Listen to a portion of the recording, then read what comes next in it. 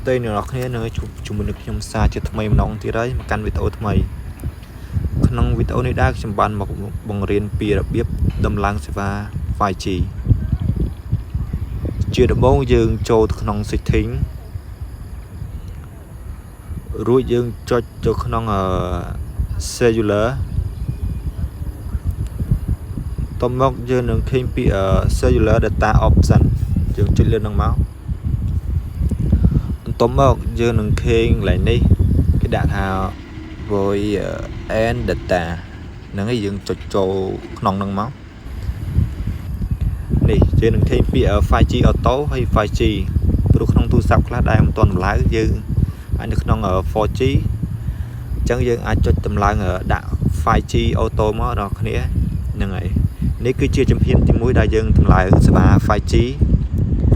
ជំហានទី2យើងចូលទៅក្នុង smart ណាដើម្បីដឹងថាកន្លែងយើងហ្នឹងអាចមានសេវា 5G ដំណើរការឬអត់អញ្ចឹងយើងចុចចូលកន្លែងនេះមកនេះយើងពិនិត្យមើលស្ថានភាពឧបករណ៍របស់យើងថាទូរស័ព្ទយើងហ្នឹងអាចប្រើប្រាស់សេវា 5G បានដែរឬអត់អញ្ចឹងណានេះអញ្ចឹងទូរស័ព្ទខ្ញុំអាចប្រើប្រាស់សេវា 5G បានហើយកន្លែងនេះយើងអាចពិនិត្យមើលសេវាថានៅតំបន់យើងហ្នឹងមានសេវា 5G ដែរឬអត់យើងអស់មើលមកយើងនៅកន្លែងណាវិញឧទាហរណ៍នៅថានៅកុនរាចុះអ្នកនរគ្នានេះនៅកុនរាវាគេដាក់ថាមាន 5G លេងអញ្ចឹងអ្នកនរគ្នាព្រោះនៅកន្លែងខ្លះអត់មាន 5G ទេឧទាហរណ៍នៅកន្លែងនេះអញ្ចឹងអត់មាន 5G ទេ